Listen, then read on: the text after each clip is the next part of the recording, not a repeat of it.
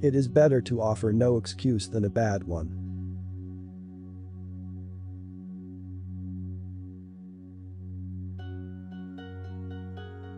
It is better to be alone than in bad company.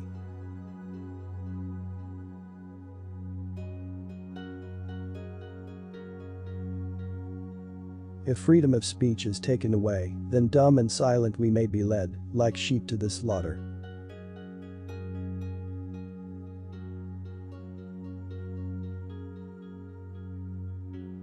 Be courteous to all, but intimate with few, and let those few be well tried before you give them your confidence.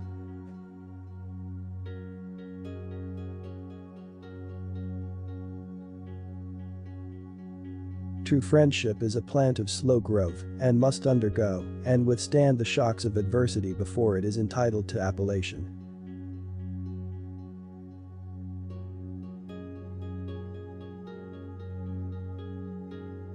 But lest some unlucky event should happen unfavorable to my reputation, I beg it may be remembered by every gentleman in the room that I this day declare with the utmost sincerity, I do not think myself equal to the command I am honored with.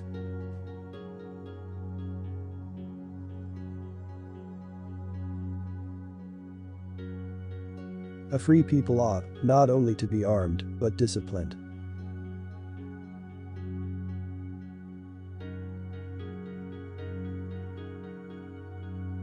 In politics as in philosophy, my tenets are few and simple. The leading one of which, and indeed that which embraces most others, is to be honest and just ourselves, and to exact it from others, meddling as little as possible in their affairs, where our own are not involved.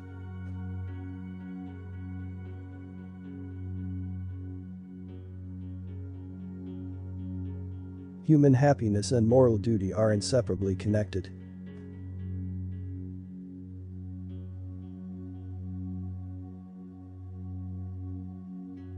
However political parties may now and then answer popular ends, they are likely in the course of time and things to become potent engines by which cunning, ambitious, and unprincipled men will be enabled to subvert the power of the people and to usurp for themselves the reins of government, destroying afterwards the very engines which have lifted them to unjust dominion.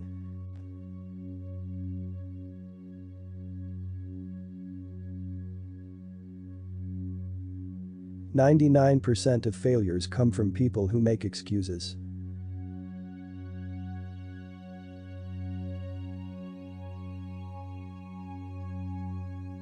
I hope I shall possess firmness and virtue enough to maintain what I consider the most enviable of all titles, the character of an honest man.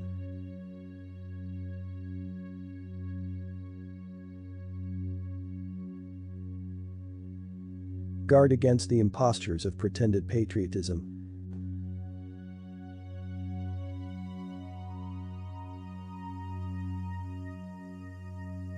Labor to keep alive in your breast that little spark of celestial fire called conscience.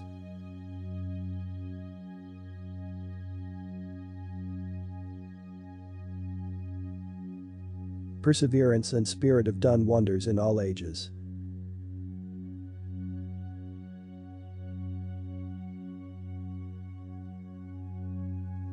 Few men have virtue to withstand the highest bidder.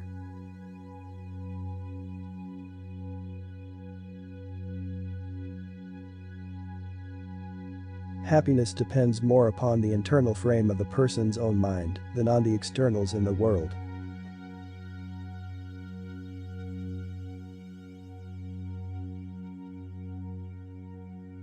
The harder the conflict, the greater the triumph.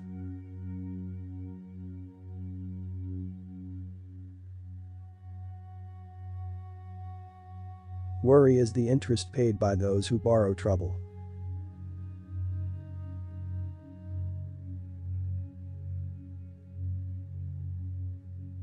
The turning points of lives are not the great moments.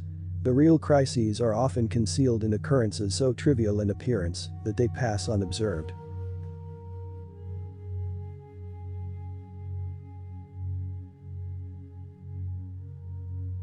I conceive a knowledge of books as the basis upon which other knowledge is to be built.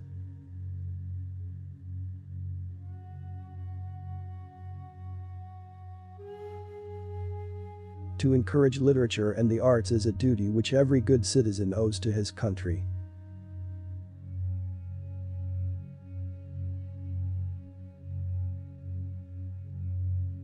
Paper money has had the effect in your state that it will ever have to ruin commerce, oppress the honest, and open the door to every species of fraud and injustice.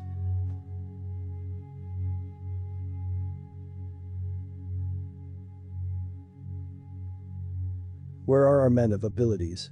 Why do they not come forth to save their country?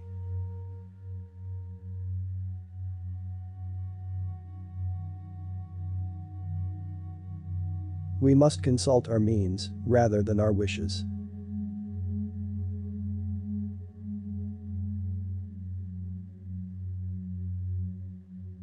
Real men despise battle, but will never run from it.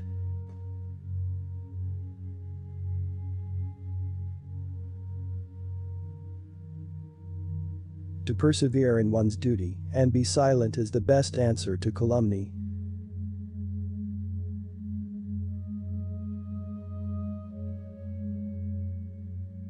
Discipline is the soul of an army.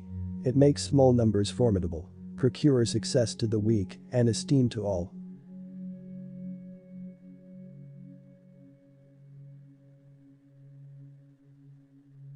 Let your heart feel for the afflictions and distress of everyone.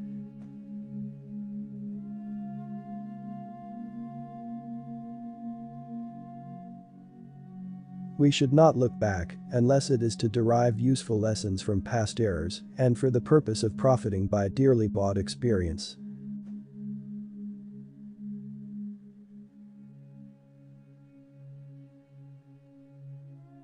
There is nothing so likely to produce peace as to be well prepared to meet the enemy.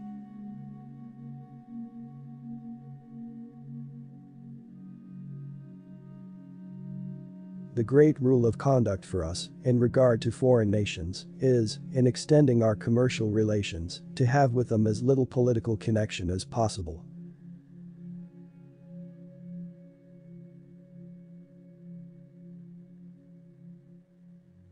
A sensible woman can never be happy with a fool.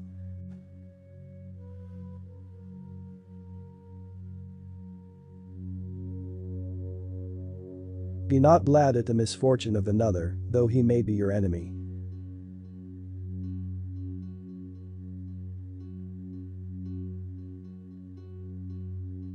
Honesty is always the best policy.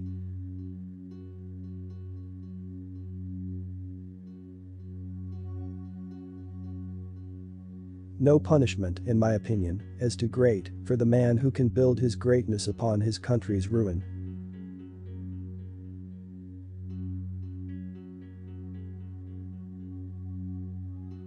It is substantially true that virtue or morality is a necessary spring of popular government. The rule, indeed, extends with more or less force to every species of free government.